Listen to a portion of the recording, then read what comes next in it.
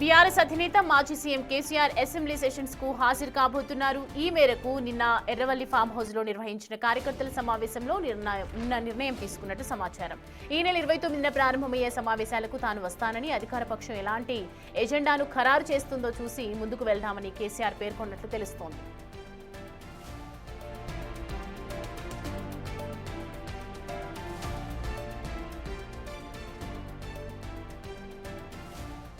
Assembly సమావేశంలో party పరంగా అనుసరించే వ్యూహంపై నేతలకు దిశానిర్దేశం చేశారు కేసీఆర్.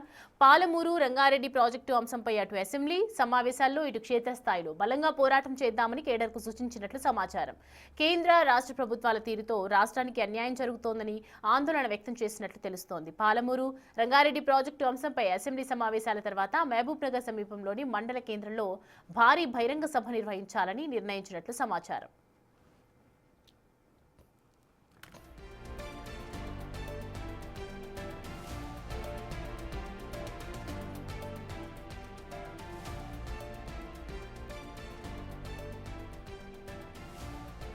ఈ అంశానికి సంబంధించి పూర్తి డీటెయిల్స్ అందించడానికి మా ప్రతినిధి దుర్గారెడ్డి మనకి అందుబాటులో ఉన్నారు.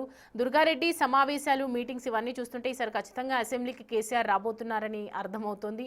ఏంటి డీటెయిల్స్, ఏం జరుగుతోంది మీటింగ్స్ లో?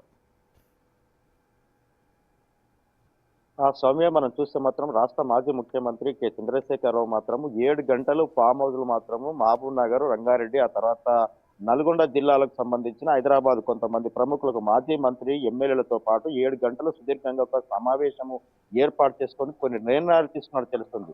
2023 తర్వాత రాష్ట్రంలో పరిస్థితి ఓటమి చెందుతుంది కనుక స్థానిక సమస్యల అసెంబ్లీ, పార్లమెంటు అన్నిటికి కూడా వ్యూహాత్మకంగా వ్యవహరించాల్సిన అవసరం ఉంది. ఆ దిశగా ముందుకెళ్లాలి, ఆ ప్రజలతో మమేకం కావాలని చెప్పి కూడా వచ్చిన నేతలకు కొంత సూచనలు, సలహాలు, దిశ నిర్దేశం చేసినట్టు తెలుస్తుంది. 29 నాడు అసెంబ్లీలో ఖచ్చితంగా తాను హాజరవుతాను, ఆ తర్వాత కాంగ్రెస్ ప్రవేశపెట్టిన మేనిఫెస్టోలో విధి విధానాలు అమలు చేయడం లేదు కనుక ప్రతి విషయంలో కూలంకుషంగా మనం నిర్ణయం తీసుకొని ముందుకెళ్లాలి.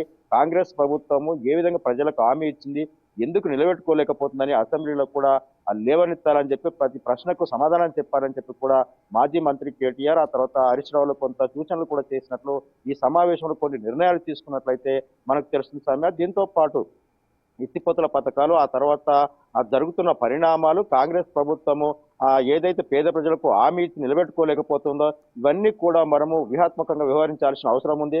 ఆ తర్వాత కేంద్ర రాష్ట్ర ప్రభుత్వాలు కూడా తెలంగాణకు తీరని అన్యాయం చేస్తున్నాయి కనుక మనము టీఆర్ఎస్ పార్టీ పెట్టింది తెలంగాణ ప్రజల కోసం కనుక పార్టీ ప్రజలకు అనుకూలంగా కొన్ని నిర్ణయాలు తీసుకోవడంలో వెనుకబడిపోయాము కనుక వ్యూహాత్మకంగా వ్యవహరించి ఒక అసెంబ్లీ సమావేశాలతో పాటు మిగతా రానున్న ఎంపీటీసీ, జెడ్పీటీసీ, మున్సిపల్ ఎన్నికలకు కూడా ఏ విధంగా ముందుకెళ్లాలి, రాష్ట్రంలో ముందుగా 3 జిల్లాలు రంగారెడ్డి, మహబూబ్ నగర్, నల్గొండ జిల్లాలో భారీ బహిరంగ సభలు ఏర్పాటు చేసుకొని ముందుకెళ్లే దిశగా వ్యూహాత్మకంగా వ్యవహరించాల్సిన అంశాలు ప్రస్తావించినట్టు తెలుస్తుంది. 2023 తర్వాత ఓటమి పాలవుతున్న గులాబీ శ్రేణుల్లో కొంత బూస్టింగ్ ఇచ్చినట్లుగా అయితే ఈ సమావేశంలో కొన్ని నిర్ణయాలతో పాటు ప్రజాక్షేత్రంలోకి వెళ్లి ప్రజల మమేకమే కావాలి, తర్వాత ఓటమి చెందడానికి గల కారణాలు ఏంటి, స్థానిక ఎన్నికల్లో ఎందుకు ఓటమి చెందాము, ఆ వివరాలన్నీ కూడా ప్రతి నియోజకవర్గంలో, ప్రతి కాన్ఫరెన్స్ లో, మండల కేంద్రంలో జరుగుతున్న పరిణామాలన్నీ కూడా నివేదిక రూపంగా తెచ్చుకున్న తర్వాత అసెంబ్లీ 29 నాడు హాజరైన తర్వాత ఆ తర్వాత జనవరి ఆ మాసంలో మాత్రం 3 చోట్ల భారీ బహిరంగ సభలకు హాజరయ్యే విషయాలు మాత్రం చర్చించినట్లు తెలుస్తుంది. సౌమ్య.